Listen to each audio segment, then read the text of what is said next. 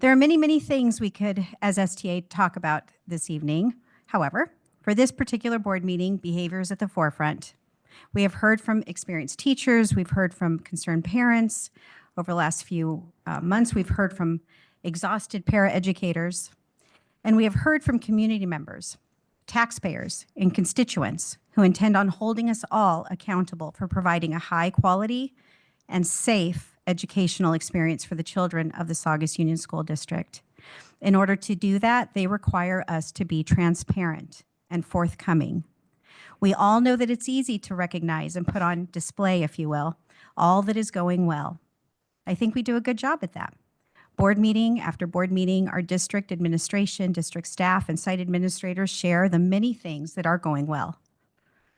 But to carefully, thoughtfully, and openly look at what is not going well, that is what's most difficult.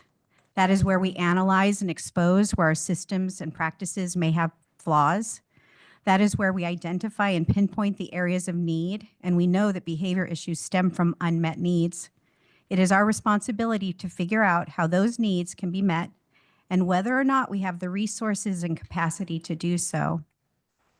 A recent press release put out by the district about big behaviors was published by SEV News on Friday, detailing what constitutes big behaviors.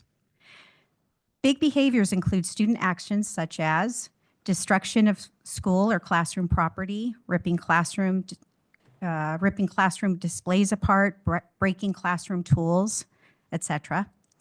Toppling or throwing school furniture or classroom objects, tipping over desks, tables, chairs, throwing small classroom objects, throwing chairs or larger objects, etc. Aggressively verbally assaulting school personnel or students, using profanity while shouting, using racial, gender, or anti-Semitic slurs, etc. Spontaneously injuring other student or school personnel by hitting, spitting, biting, etc., where blood is drawn or swelling, bruising occurs. Eloping out of the classroom or off the campus to avoid engaging in classroom school expectations. Threatening an individual or school classroom with violence involving a weapon, including "I'll kill you," or "I'm getting a gun and shooting the entire class," etc. These behaviors are happening in our classrooms more frequently than you can think. The press release also included excerpts from EdCode with recommendations on how to address these behaviors.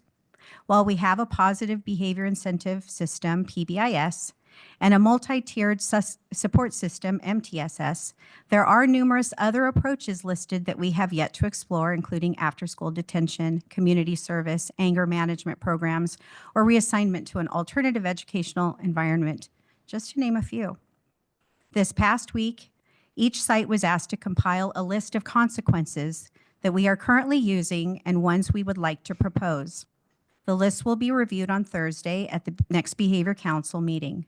But ultimately, this board will be providing the district with direction and actionable next steps.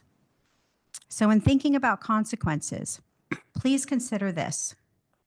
Every time these big behaviors occur, the other students and the teachers and the paraeducators and the yard supervisors pay a considerable consequence.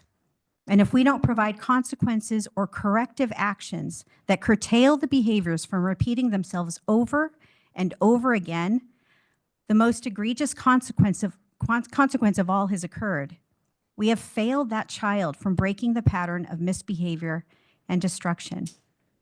So aside from pleading with you, yet again, to listen, truly listen to the suggestions that have been and will continue to be provided, we ask you to probe, to ask the hard questions, sometimes unpopular, uncomfortable questions, but please dig deep.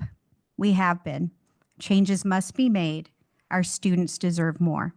Thank you.